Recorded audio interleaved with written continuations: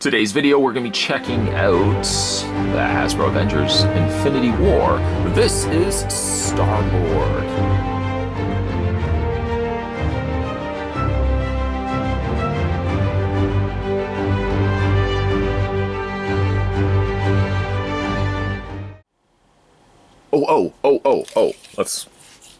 Let's get some measurements.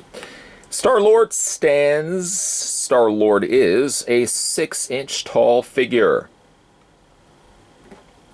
He comes with accessories, and these accessories make me sad. Sad like a squirrel that's just finished packing away his nuts for winter, only to find out winter has come and gone. He should have just been enjoying the fruits of his storage during the winter. I don't know what's happening anymore. He comes with a gun. That's what we're talking about. He comes with this really cool looking gun, but he doesn't really seem to have the proper means to hold it. The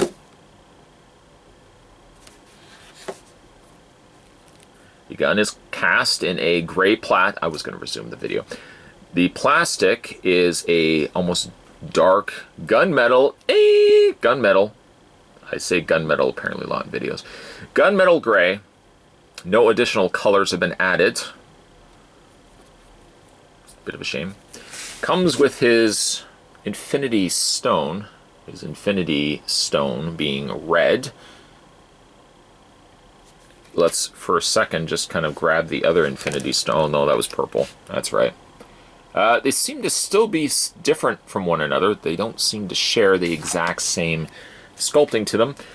Here, you would put the Infinity Stone at the top of the gun. I don't know why. At this point, I'm just going with this. You plug Infinity Stones onto the accessories. Some work, some don't work. This one, I guess, moderately works. It could look as if it's charging the gun that he's holding. And he also has the means to hold the gun. Technically in both hands. Yes, Star-Lord benefits from the fact that he has workable hands. Not workable hand. You can actually put it in this hand too, although it sits very, very loose. Just kind of, well, it would have worked better if it fell out of his hand, but you get the idea. So it does stay in his hand. This is the part that makes me sad. You put it into his hand, the figure just does not have the necessary means to stand upright. I don't know if it's the placement of his feet. You would think for the moccasin-sized feet that they're like canoes. You would be able to stand properly, but he is an awfully straight figure that extending his hand any further out, you pretty much have to have the gun to his side for him to do anything. If you have the hands out, the figure will topple over. You don't believe me? Go ahead, try it for yourself. No, I'll wait. I'll wait. You go ahead and try it yourself.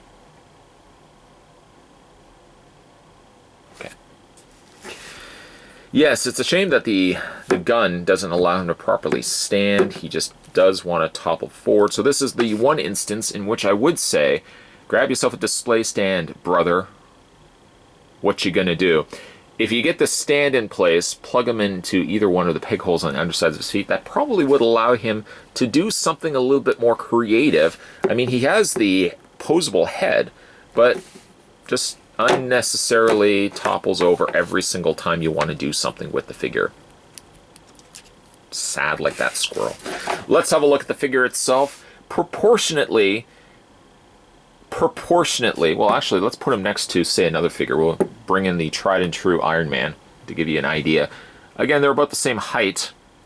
Iron Man at least looks like he fills out the room. Star-Lord is kind of just on a very boxy, very straight sort of build to him. He also does come across like he's really out of proportion. The torso, and the lower legs for that matter, seem like they are the suitable sizing to one another. And then for some strange reason, I guess no strange reason at all, that's what they decided to go with, he has an extremely big head. Yes, you in the back.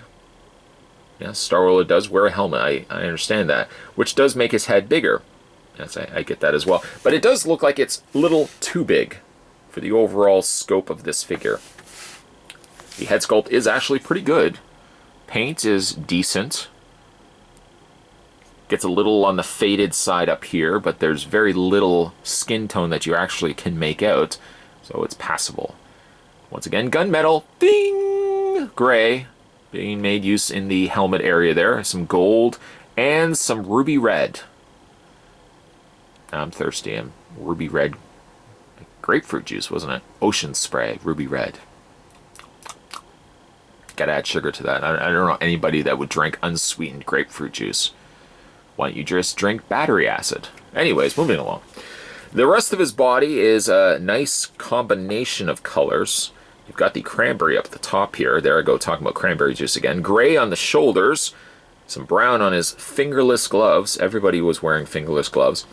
And then very, very dark brown on his legs and slightly a shade lighter on his boots.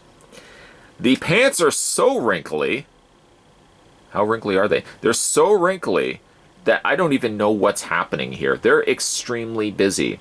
Busy for the wrong reasons, that they're just excessively wrinkly. The boots also, because they are slightly a lighter shade, slightly a little bit more in a brown color scheme, that the brown gets almost lost amongst the black color of his pants here. There's what the back of the figure looks like. Some could say one of the better looking figures so far from the lineup that we've looked at. Again, everything comes together quite well for him, other than the fact that he just can't properly hold this without a display stand.